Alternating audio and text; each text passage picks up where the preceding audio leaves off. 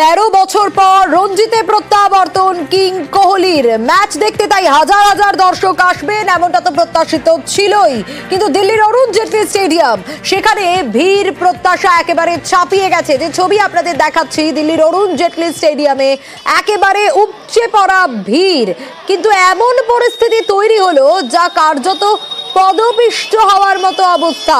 কতজন আহত হয়েছেন? বেশ কয়েকজন আহত হয়েছেন বলেও খবর পাওয়া যাচ্ছে। এবং 13 বছর পর রঞ্জি খেলছেন, রঞ্জিতে প্রত্যাবর্তন কিং কোহলির, এবং ম্যাচ দেখতে হাজার হাজার দর্শক আসবেন এটা তো প্রত্যাশিত ছিলই, কিন্তু দর্শকদের উন্মাদনা আপনারা দেখছেন। শুধু তাই নয়, ভিড় সামলাতে অতিরিক্ত দুটো গেট খুলে দেওয়া হয় এবং শেষ মুহূর্তে খোলা হয় 16 আর 17 নম্বর গেটও।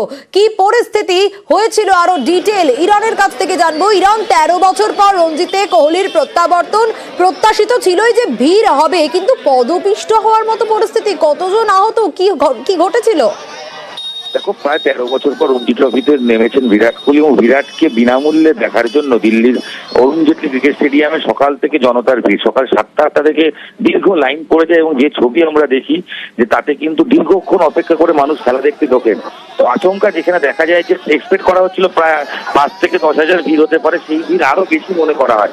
সেই কারণে আচমকা দুটি গেট খোলা হয় এবং তখনই তাড়াহুড়ো করে যেতে গিয়ে ধাক্কাধাক্কি হয়, অনেকে পড়ে যান, আহত হন অনেকে, একটা বাইক খবর। তবে এর চেয়ে বড় দুর্ঘটনা ঘটেনি বলেই খবর। তবে বেশ কয়েকজন আহত হয়েছে, তারা কিছু চিকিৎসা ব্যবস্থা করা হয়েছে। বিরাটকে